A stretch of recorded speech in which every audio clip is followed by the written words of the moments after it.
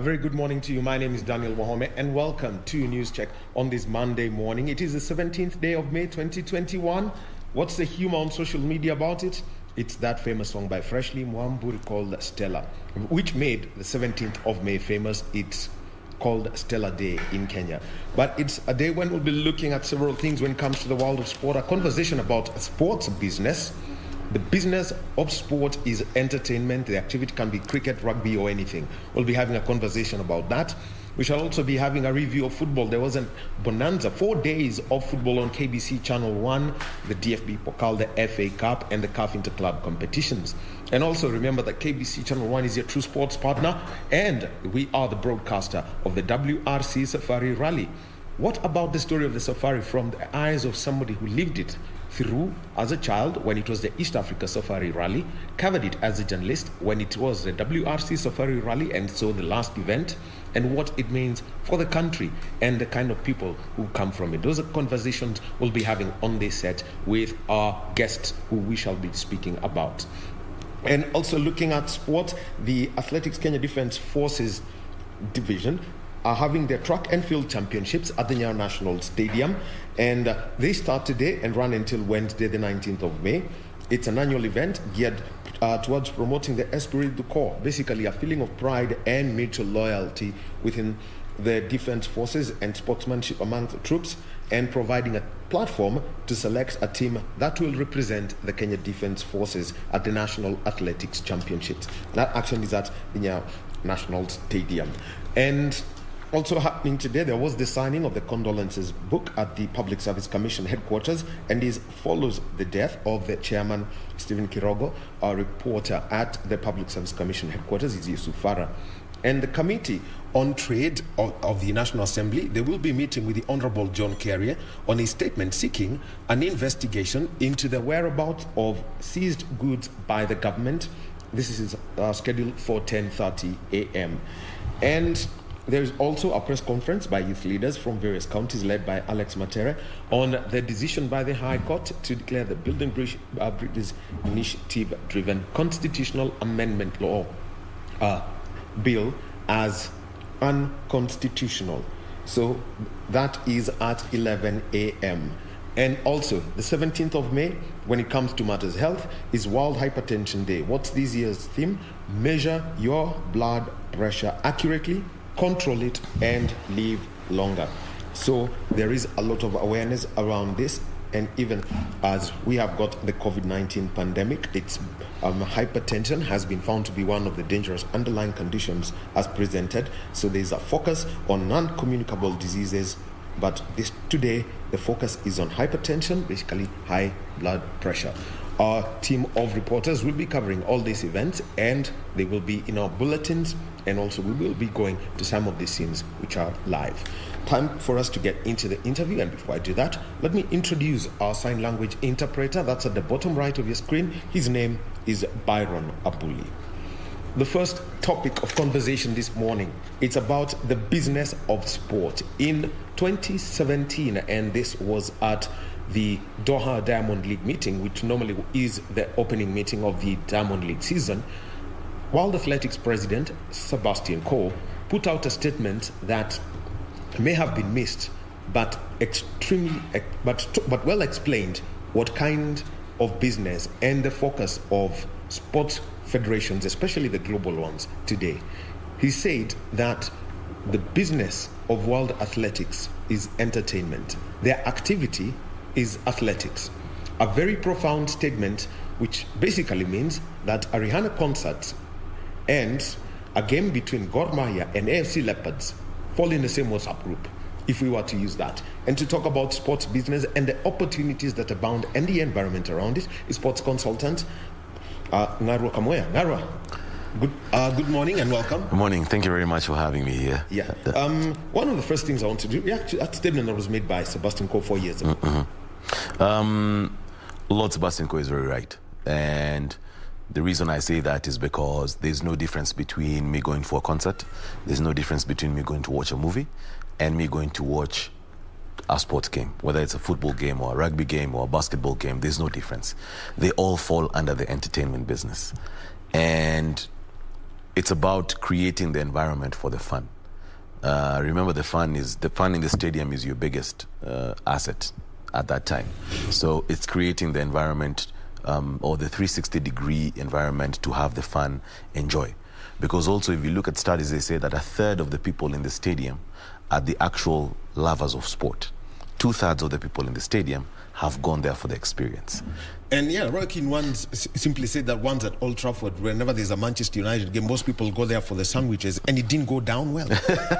Roy Keane was right. And you see, I think the place where he made a blunder is that Roy Keane should realize those sandwiches are what pay his salary. so you have to, it's a very intricate thing that you have to balance. I remember watching, funny enough, this past weekend you've had what they call the Naismith Basketball Hall of Fame, in which the late Kobe Bryant was being inducted, enshrined into the Hall of Fame. And he made a statement, funny enough, the person who walked him or who was presenting him to the Hall of Fame was Michael Jordan. And both of them had the same mantra that even when they were injured, they played the game, and they played the game to their best that they could. And the reason for that was because there's somebody in the stands who's watching them for the first time. It is entertainment. They have come to watch that game to get entertained. When we watch sport because of the entertainment. So it's a very fine line, but it's something that you really have to focus on if you want it to run as a business. There is, the world, as they say, right now is flat. Mm-hmm. Thomas Friedman put out that statement that it's not that the earth is flat, but the world is flat. Yes. People wake up at 2 a.m. to watch the Los Angeles Lakers. Yes. What's the current impact of TV and the kind of money that is poured into TV rights today? First, the impact of TV rights is ridiculous. It's very huge.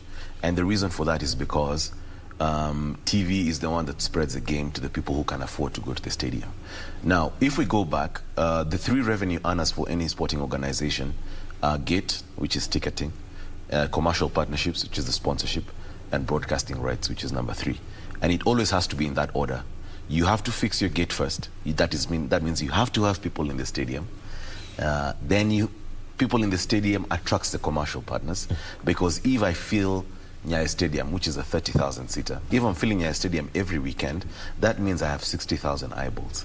So for the commercial partner, they're saying 60,000 eyeballs, maybe even twice per week. That's a ridiculous amount of coverage. Once a commercial partner comes, then the broadcasting rights come. And it's very important because, and this is where we have the disconnect in Kenya. If you look at where the business of sports has worked, the people in the stadium is always created for, it's expensive, yes, but it's created for a certain class of people, for lack of a better word. But TV now, what TV allows it to spread to the rest of the people. And that's why TV rights are very expensive. That's why TV rights is where the big money is. Yes. And because now, once you see, for example, case in point, KBC has the rights for WRC. Yes. Every other, there'll be an intermission in which revenue, advertisements are supposed to go on air. That's where now KBC is supposed to be making their money off ad revenue. So it's just an ecosystem. But you have to have people in the stadium first, then you have to have your commercial partners, and then you have to have the broadcasting right. I think we have it all wrong in Kenya, but I hope we can be able to fix that. What exactly is wrong in Kenya? We don't have fans in the stadium. And we don't have fans in the stadium because we still look at sports as a pastime. We don't have the investment going into the sport now. By investment, I mean this. If you look at all the sporting organizations and the successful sporting organizations in the world, they have the money to meet their operating expenditure, either through private investment or good fiscal policies. If you look at the IAAF, the world federations, of course for them is good fiscal policies and the money that they've raised over the years. But for clubs, for Arsenal, for Manchester United, for PSG, it's private investment. There's a high net worth individual who's put in the money. There's no difference between that investor and the investor who's built flats. There's no difference. You put in your money to run the operating expenditure of Arsenal Football Club, and part of that expenditure is to create the environment for the fun to come. So the sandwiches, the sodas, the beers, that is what Let's talk about try put it into a local into a Kenyan context. Yes. I know you're a big rugby fan. Yes. Yanwon. Yes. Think of a club, for example, like Mwamba. Yes. Which is now owned by the public. Yes. What kind of budget would they have for them to operate for a year? Currently, the rugby is semi-professional. Yes. But if they were to run professionally, I'll be honest with you, Daniel. I don't believe in semi-pro. You're either pro or amateur. Amateur. Now, in Kenya, it's amateur. And the reason is because we haven't created the value. Now, if I'm George Mbai, chairman of Mwamba RFC, the first thing I'd do is I'll convert it into a limited liability company. I'll seek a resolution of the members of the club to convert it into a limited liability company and offer equity investments for private investors. So I create a business model that allows then the private investor to come in and put their money to meet the expenditure of Mwamba. Now, hypothetically, because I've worked out figures for one of the big rugby clubs, and Mwamba would fall in right there. It would cost about, and to pay your players pro. Yes. Pro. And by pro, I'm not saying at $1 million shillings like they do it in the West. No, we can't do that. We can't do that, yes. I'm just saying modest figures of 70,000 to 140,000 shillings. Mwamba's budget would be about 150 million shillings a year. Right? Now, off that, I can guarantee you that Mwamba at the very least will make, and I'm speaking of Mwamba, at the very least will make 50 million shillings in profit a year. So I see a scenario where if they have an expense of 150 million shillings, they can comfortably make a revenue of about 200 million a year, making 50 million in profits. Because there's gate, there's commercial partnerships, of course they had Stanbic. Now you onboard more commercial partners because you have people there. Then there's, you always tap into the culture.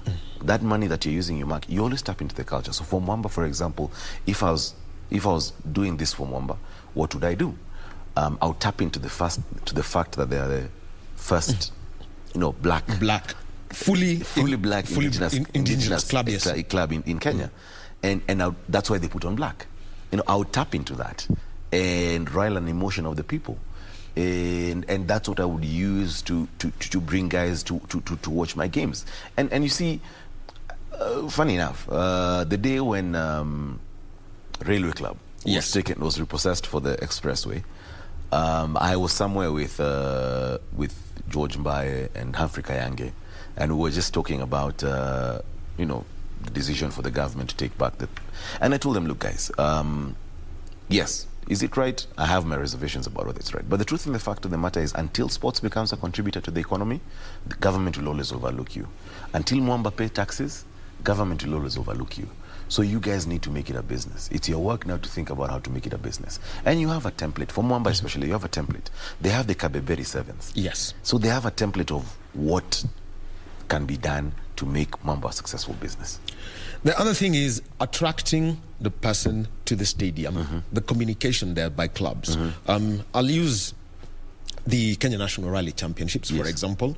They had a sponsor who made so much noise around it. Yes. The rally actually, people would say, would actually associate the rally with the name of the sponsor. Yes. Oh, unaenda hii ya KCB, unaenda hii. So that was the communication around it. Is it there outside of the small, the rugby fraternity or the football family? Yes. Or say the basketball family? It's not there. And the other problem, by the way, Daniel, is, if you ask me, is the managers of sport right now are politicians as opposed to business people. I have always said, and I joke, and I said, let's say today the president wakes up and tells me, Ngaro, you're going to be the CS of sports. The first thing I do is ban funding federations, because then I tell the... Actually, no federation is funded. It's national teams as per the Sports Act. Exactly. It should only be national teams. But this thing of federations going, we are going somewhere, no. Even national teams, by the way. If you look at the FA, if you look at RFU, if you look at South Africa, government does not fund. The federations fund themselves. You know what that does, Daniel, if you ban funding them? You now put the onus on the delegates to appoint competent leaders, elect competent leaders who are going to run it like a business. When it comes to the Olympics, Commonwealth, a World Cup, then you can fund. But that Kenya is going to play Uganda and I'm funding? No. That should not be the case. So the whole thing, the whole setup of the country is Serikali's idea. Yes. Government, please help. Yeah. And it was instituted in law. Yes. How much do you think it would go down? I mean, how easy would it be for that law to be put up? You know, first, from what I've seen with our government, they're very reactionary. They react. They're not proactive. And for me, I would first work on making sports a business. When they start seeing that taxes are being collected from Wamba or Queens or Gor Mahia or AFC, then it's easier to have the conversation. Then it is easier to lobby. Then it is easier to sit down and tell them, okay, you know what? This is what we should be doing in terms of financing of federations. Or this is what, think about it, Dan. If you look in the developed countries, in England, for example, the government of England doesn't own one stadium. Right? Wembley is owned by the FA, yes. Twickenham is owned by the RFU, the cricket grounds are owned by the Cricket Federation. That's what I'm saying. They should be in a position to fund themselves. Government's work, for me, in my opinion, is policy and legislation. So I would make it attractive for the private investor to invest in. Let's talk about sport and investment, because Yes. at the moment, if you do invest in sport, then you are, if you do take the consideration, Yes. you can make an application to the Kenya Revenue Authority True. for some relief on the taxes. True. How they incentivize people if somebody was to put in their hard-earned money Yeah. in sports club? Yeah, that's Section 15(1), I think, of the Income Tax Act. So, the funny thing is that I remember getting into an argument with one of the CEOs of a big betting firm, and they didn't know about that law. So now I remember asking him on Twitter, so who's handling your legal? I mean, these are the incentives. That provision has been there since 2016. Anyway, if I'm drafting these laws, or if I'm trying to create an environment, there's already the environment for the sponsors. I would say, for example, a company running a sporting organization will pay 15% tax, or will pay 0% tax for the first 10 years, corporate tax. You see, the reason why the ICT industry is very big in Kenya is because of the policies that were put in the last administration. So anyone who's bringing in ICT infrastructure for the first 10 years, you don't pay any taxes. So I would look at such policies, even do it 5 years, just to get the money in initially for the investors, and then give them, let's say, zero, they don't pay taxes or corporate tax, or you zero rate, or you waive tax on withholding tax on dividend income, such kind of things. Then you create, because these high net worth individuals are there. That's what the Ministry of Sports should be doing. The funny thing is what, Daniel? Sorry, just yes. The funny thing is what? Currently involved in trying to get high net worth individuals or investors investing in sporting organizations. And the uptake in Kenya has been very poor. But when you sit down with guys in SA, or when you talk to guys in SA, guys in England, guys in the States, they're quick. They're like, when can we come in? Right? So it's also an issue of the culture. I mean, the people who are there right now in Kenya, they look at sports as a pastime. Earlier you mentioned that investing in a sports team and investing in real estate are basically the same thing. Yes. And I'll pick it up from what most of these sports owners say. People who own sporting teams, Yes. if you, for example, Lance Stroll's dad, he owns a Formula One team. Exactly, You've yes. got Abramovich owning Chelsea. You've got yes. the Glazers owning a series of teams. Yes. They know they cannot reap the benefits immediately. How much patience is required for you? It's a long game. Investing in sport is not a short game. But if you're coming in from a business perspective, one thing I can guarantee you is that the sporting organization will give you a better return on your investment than the real estate. The problem here, of course, is guys want quick money. This morning, I was just looking at Twitter, and Mohamed Duji, the owner of Simba, Yes. Actually tweeted that. Actually, biggest funder of Simba. Exactly, biggest man. He actually owns 49% Yes. of Simba, put in $50 million last year, which is about 5 billion Kenya shillings. He's tweeted saying that he had promised himself this year that he was going to buy himself a Ferrari and a Rolls Royce, but he has decided to put that money aside and channel it back into the operating expenses of Simba FC. There's a very famous interview of him saying that, talking about Abramovich and how he's invested in Chelsea, and that's what he's doing at Simba. So it's essentially the same thing. It's an issue of Kenya's a copycat economy. If I open a kiosk, suddenly everyone's opening a kiosk. Karauri and Co opened SportPesa a while back, and everyone is in the betting industry. Somebody goes into real estate, and everyone is in real estate now. So it's a copycat economy. You just need the first person who's going to roll the dice on it, because the truth, Daniel, is that these organizations have very good numbers in terms of turnovers.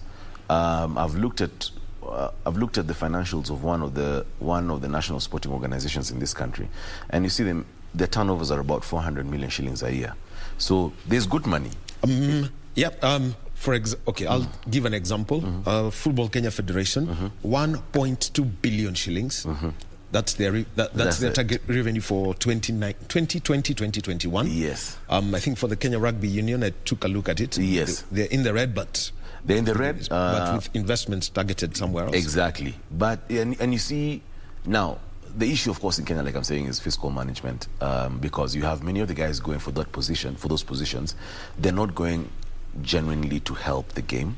They're going maybe as a political platform. They want to get into politics later on, or the money, and to eat. And especially rugby was heavily affected by that, because we saw a blow up in terms of investment during the Mwangi Modhe years, or sponsorship revenue, and all of a sudden now you started having all kinds of people looking for positions. And that's what has happened in rugby. I hope golf is not going to go through the same thing, because they're now in the money. I hope WRC doesn't go through the same thing, because now they're in the money. But we just have to get to a point where also the management of the sporting federations, that's very, you see, let me give you, if you look at like New Zealand Rugby Union, they're very categorical that 2 of the members of their board have to be from corporate. Have nothing to do with rugby. They're just from corporate New Zealand. There's also that other thing that dogs Kenyans, that for me to be the chairman of FKF or for me to be the chairman of KRU, I have to have played the game. Playing the game and managing the game are 2 different things. Jose Mourinho, yes, great coach. Player, who knows? No one knows about it. PE teacher. Arsene Wenger, same thing. You look at even the owners themselves. Glazer family, who played sport? They are sports lovers. No one's played sport. If you look at Stan Kroenke of Arsenal, same thing. So we need to look at the point. We need to look at, like you're saying, we need to separate the technical part and the business part. But also we need to appreciate this, that you cannot run the technical without the business part, right? Because these coaches need to be paid. The players need to be paid. You need to keep your grounds in pristine condition. You need the stadium functioning. You need the floodlights and everything. So you need the money. So we just need to sort out the business part. And I honestly believe, Daniel, like in Kenya, the West have already started looking at Africa and Kenya. They look at it like manufacturing, and this is what I mean. The raw material is here. And by the raw material, I mean the athlete. The athlete, yes. Because Africans are very athletic. And that's raw athleticism. I think second to the Polynesians, the Fijians and the Tongans, I think Africans are, in terms of raw athleticism. But they don't have the technical capability because they don't have the resources to access these things from when they're kids. And the easiest example I use is a game that is not that popular in Africa, but it's getting very popular, is basketball. Yes. And you see with the NBA getting into Africa. Now, there's a chap who plays for the Toronto Raptors called Pascal Siakam. He's a Cameroonian. With roots also here. No, sorry, the president is the one who has roots here. Yes. He's half Kamba, actually. Half Nigerian, half Kamba. Pascal Siakam is full Cameroonian. Daniel, this guy picked up a basketball for the first time when he was 15 years. He's now one of the all-stars in the game. So you can see it's his athleticism that is helping him. Now, what they have realized, what the Westerners have realized, and they're doing it, my friend, is they've realized, can you imagine if we tap into the raw athleticism from a very young age?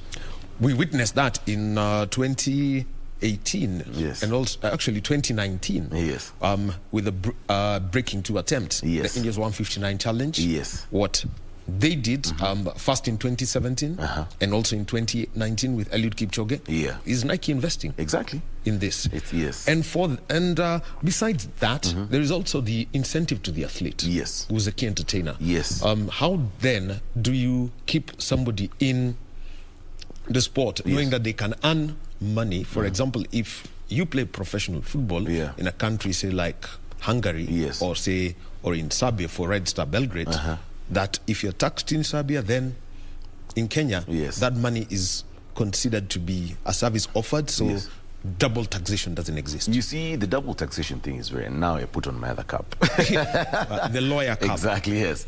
Double taxation is a very simple thing. This is what it means. If I earn my income in Hungary, like you said, I'll be taxed in Hungary.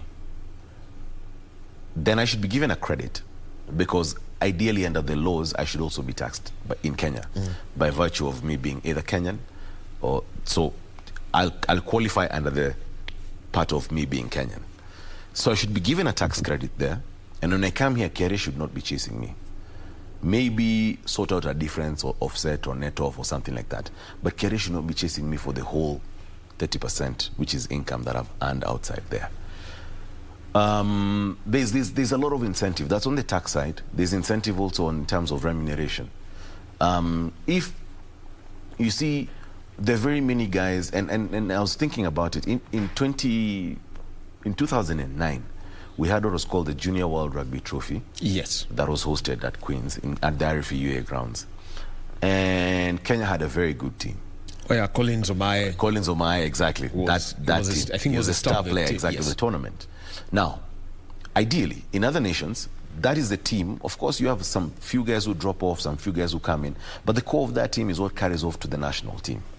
Now, those boys were 19, because it was under 20. Yes, so 18, 19. 18, 19. So they'll play rugby 18, 19, 20, 21 until they finish university.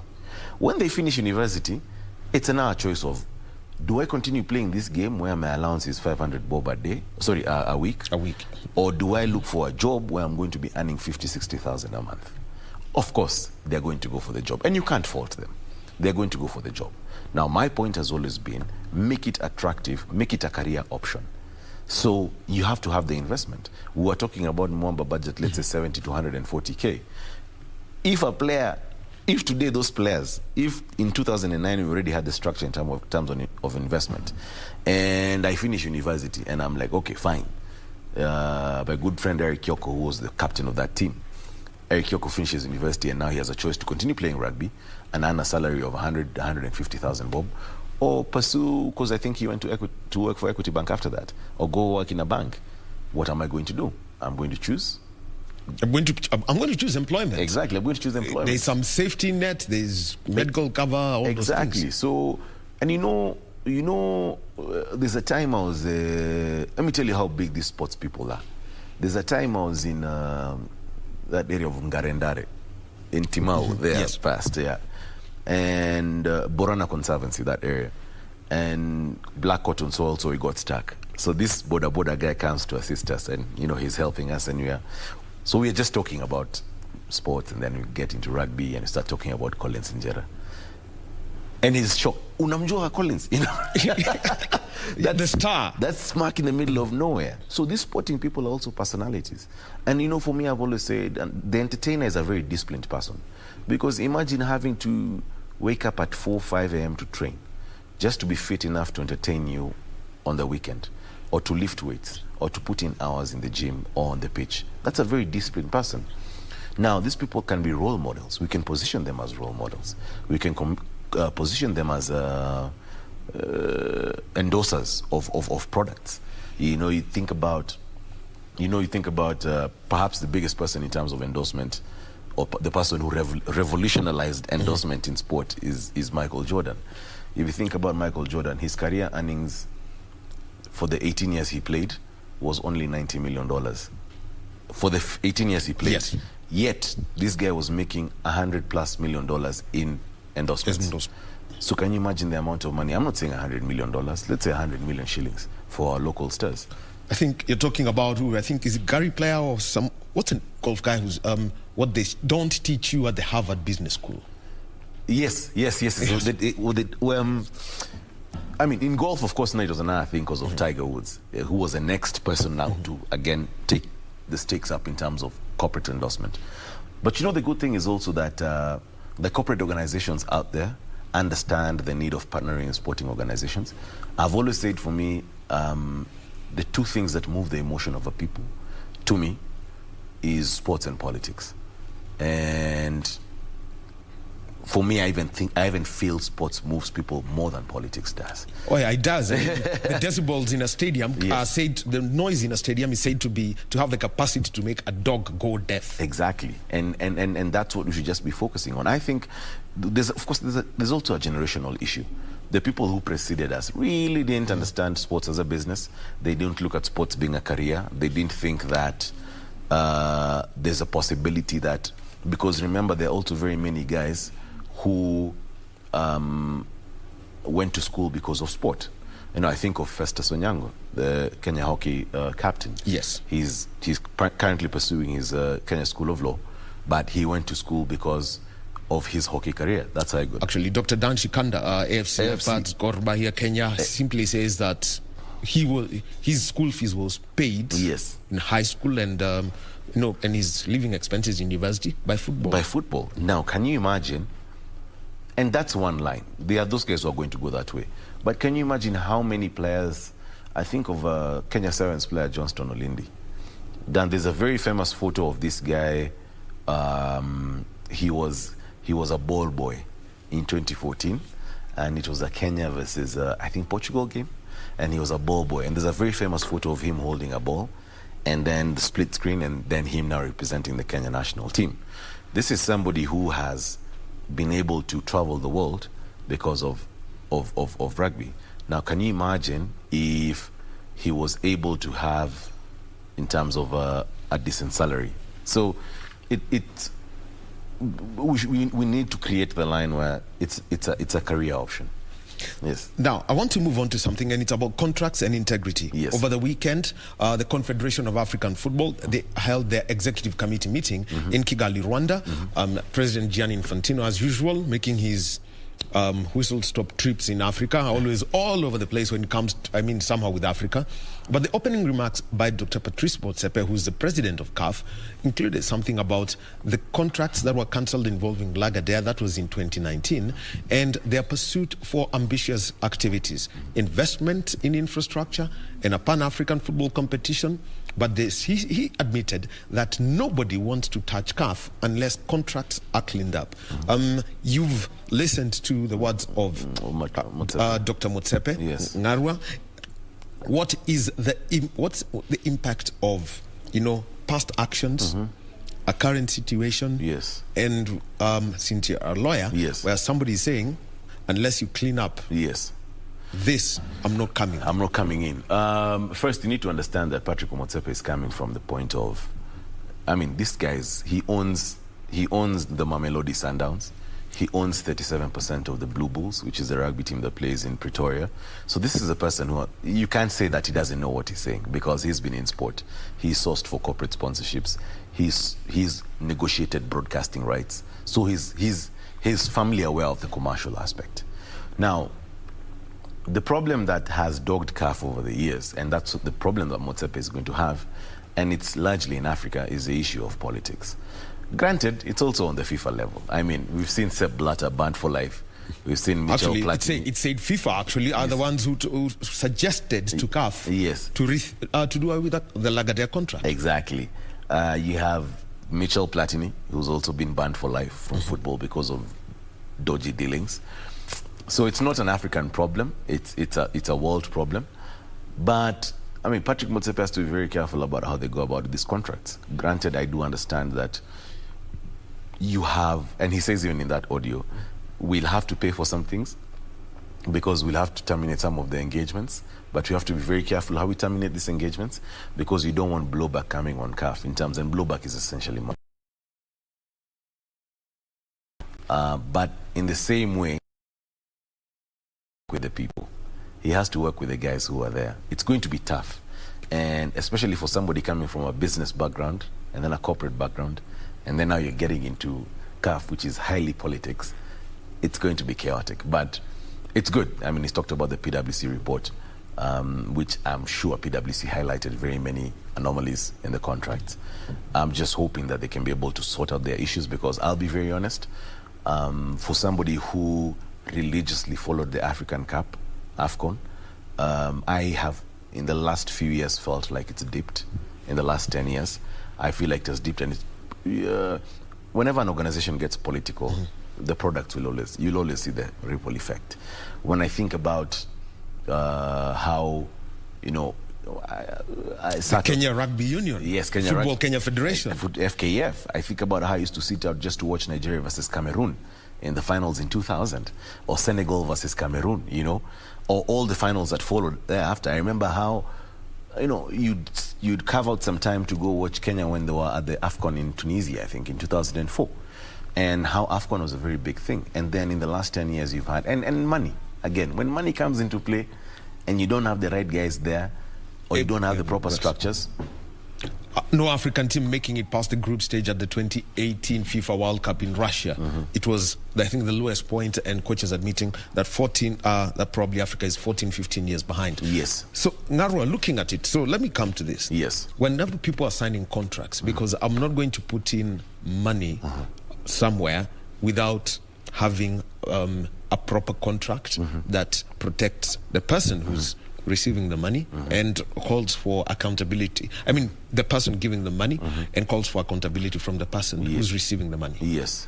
How do we do this and develop a culture of respecting contracts? You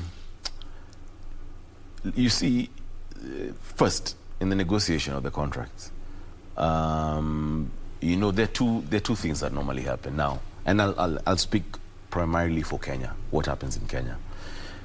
Most of the sporting organizations are beggars. I have said that, and I've taken a lot of stick. Most of the, if not all, are beggars. Even let's use federations, for example. The only federations that are self-sustaining is KMSF and KGU and Kenya Golf. These are the two sports that are at the top, right, in terms of fiscal management and all that. Now, when they come as beggars, now, on the other hand, we have sponsors who really don't understand the value of sport. Because, a sponsor meets your budget. Yes. A commercial partner is there with you to grow, right? It's not just about meeting the budget, it's about growing your product, but at the same time also growing their product. And that's where we should be heading. But, more importantly, you see, ideally, if Nick Mwendwa and his board, they receive a contract from whoever it is, they should be engaging a lawyer or the experts to review their contract and the terms and what it means if they exit, or what it means if they don't do XYZ, which they're supposed to be doing. They're supposed to engage the professional.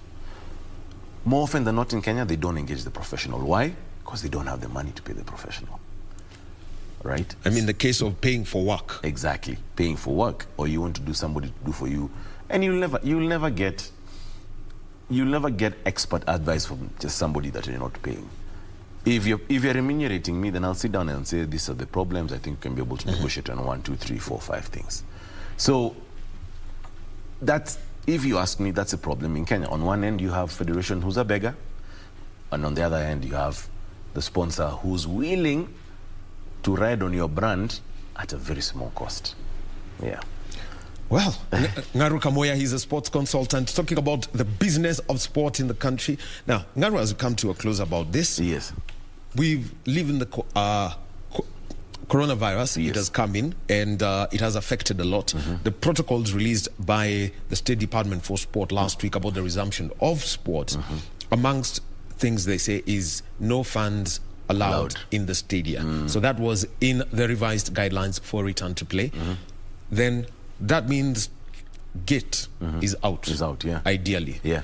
Then looking at this, what are the lessons that federations should learn and know how to adapt?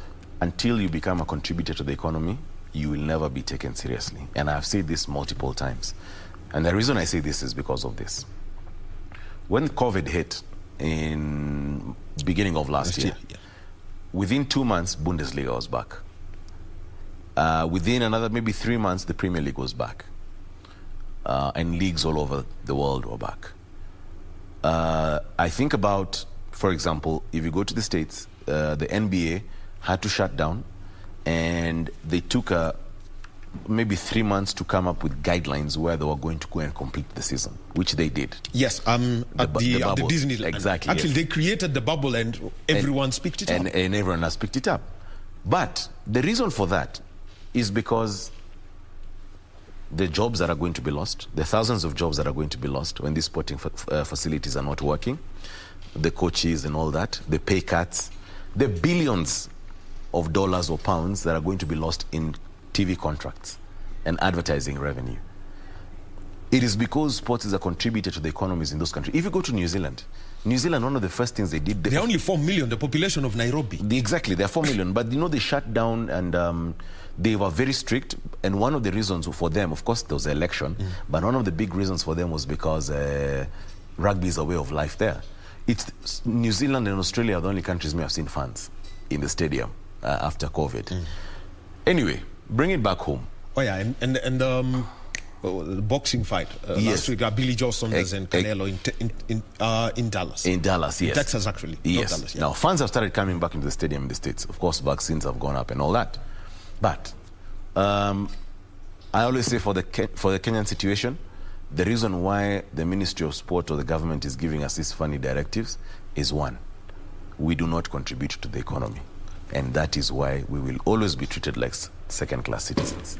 Well, Sports Federation people, I'm sure, please do not throw sticks at me and stones at me, but you have been told, make it important. For example, do you know why Athletics Kenya may be listened to? Is because when it comes to road running, and this is from World Athletics, about $50 million a year comes into Kenya from the prizes won from gold, bronze, and silver labeled races. I'm just talking about road running, haven't even touched track. So you'll be taken seriously as a contributor to the economy. Thank you very much, Kamuya, who is a sports consultant, speaking about the business of sport.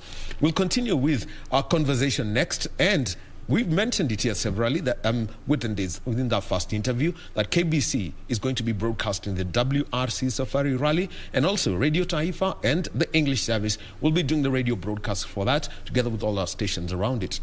What's the story of this event? Somebody who lived through the East African Safari as a child and as an adult covered the WRC Safari Rally through the years until 2002, and now he's going to witness it get back onto the calendar. Veteran journalist Topili Ambila will be joining us next after this short break.